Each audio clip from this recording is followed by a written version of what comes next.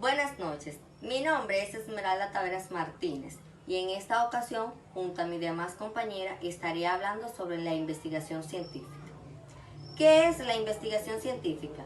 La misma puede definirse como una serie de etapas que buscan el conocimiento. ¿Cómo lo buscan? A través de la aplicación de diferentes métodos.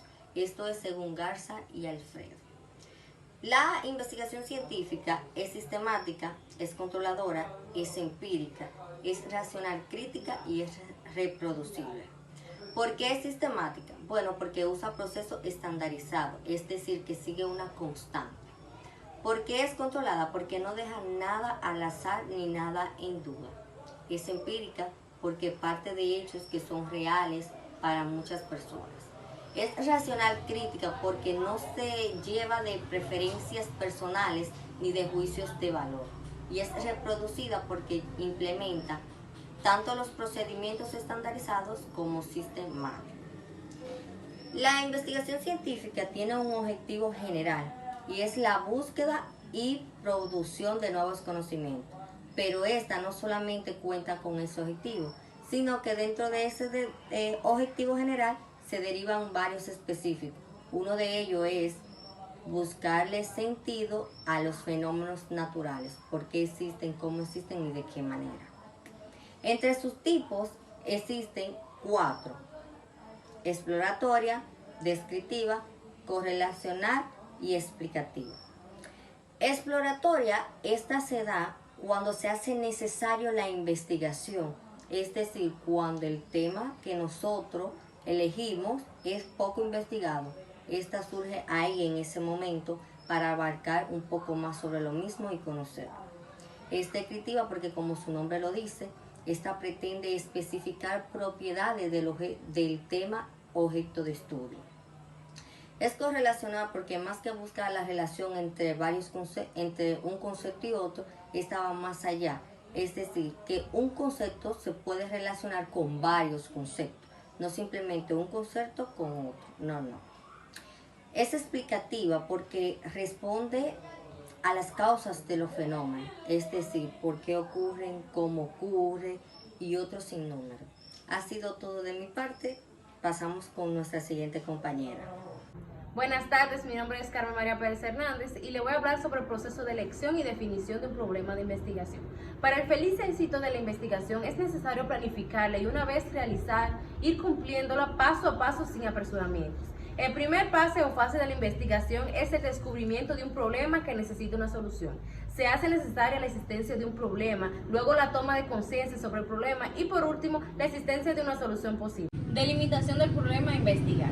Delimitar un tema de estudio significa enfocar en términos concretos nuestra área de interés, especificar sus alcances, determinar sus límites, es decir, llevar el problema de investigación de una situación o dificultad muy grande de difícil solución a una realidad concreta fácil de manejar. En efecto, la delimitación debe establecerse los límites de la investigación en términos de espacio, tiempo y circunstancias.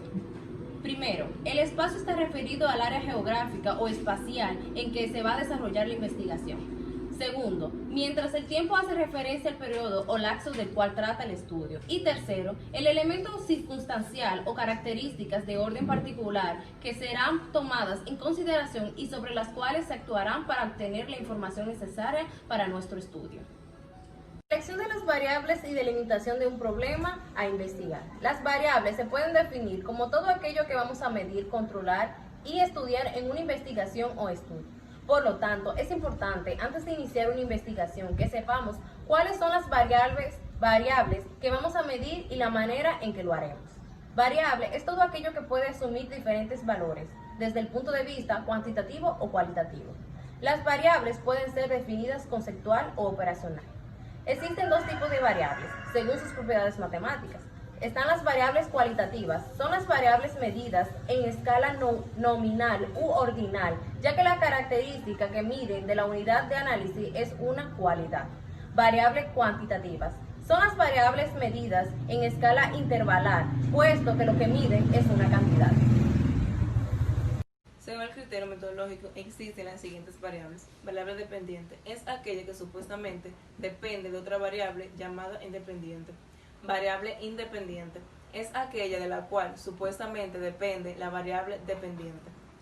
Variable controlada es aquella controlada por el investigador para eliminar o neutralizar cualquier efecto que podrían tener sobre el fenómeno estudiado. Variable moderadora es aquella que modifica la relación entre la variable dependiente de primer orden y la dependiente. Variables intervinientes son factores postulados teóricamente como explicativos de un efecto sobre el fenómeno estudiado, pero no pueden ser observados directamente ni manipulados.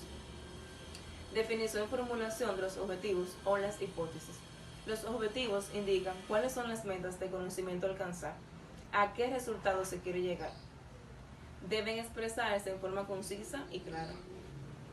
Los objetivos no pueden ser juicios de valor y generalmente se expresan comenzando con un verbo en infinitivo, que indica la vía del conocimiento por la que se procederá. Por ejemplo, analizar, comparar, definir, clasificar, sistematizar, criticar, explicar, describir y sintetizar. Los objetivos pueden desagregarse en objetivos generales. Son el marco de referencia de lo que se pretende aportar y demostrar en la tesis. Objetivos específicos son subobjetivos que descentralizan la focalización del tema, pero dentro de su contexto. El marco teórico implica para la tesis la enunciación de las teorías de lo que se sirve para comprender el fenómeno a estudiar. Recolección de datos. La noción de recolección de datos se refiere al proceso y el resultado de recolectar. Un dato, por su parte, es una información que permite generar un cierto conocimiento. Eso quiere decir que la recolección de datos es la actividad que consiste en la recopilación de información dentro de un cierto contexto. Tras reunir estas informaciones, llegando el momento del procedimiento de datos, que consiste en trabajar en lo recolectado para convertirlo en conocimientos únicos.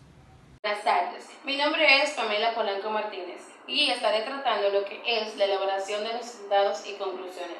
Si bien el análisis e interpretación de los resultados es la última etapa del proceso de investigación, el propósito del análisis es resumir las observaciones llevadas a cabo de forma tal que proporcionen lo que son las respuestas de las interrogantes de la investigación. Redacción del informe final. Los trabajos científicos, redacción, tipo y escritura. Un informe científico es la comunicación de los resultados de un trabajo relacionado con la ciencia. Todos los artículos se ajustan a ciertas reglas dependientes de la revista elegida. En alguna de estas revistas o en internet se pueden encontrar unas instrucciones para los autores o normas de publicación en donde se detalla el formato específico en el que se debe trabajar o preparar el borrador para presentar el trabajo. El texto ha de ser claro. Usar palabras raras no se escribir mejor. El texto ha de ser conciso. No se debe escribir más de lo necesario, pero tampoco menos de lo conveniente. Es aconsejable descomponer las oraciones complejas a otras más simples. Normalmente se redacta en tercera persona, aunque determinadas revistas de investigación exigen la redacción en primera persona. La redacción científica. Para uno escribir un buen artículo científico debemos conocer y aplicar 4 principios de la redacción científica. Lo primero es la precisión. Eso significa que debemos usar las palabras que comunican exactamente lo que queremos decir. Claridad significa que el texto se lee y se entiende rápidamente. Brevedad. Esta es incluir solamente la información que es pertinente al contenido del artículo y comunicarla con el menor número posible de palabras. También está lo que es la formalidad. Esta no es más que emplear el idioma al nivel adecuado para este tipo de comunicación. Por otra parte están lo que son las citas y sus tipos. Esto es tomar ideas, datos o informaciones, ya sean textuales o parafraseadas, de un autor para integrarlos en nuestro texto, ya sea que apoyen o contradigan, aclaren o aumenten la información del investigador. Cita parafraseada es aquella donde se produce el sentido exacto de un pasaje escrito o formulación oral con nuestras propias palabras. Parafrasear consiste en transmitir ideas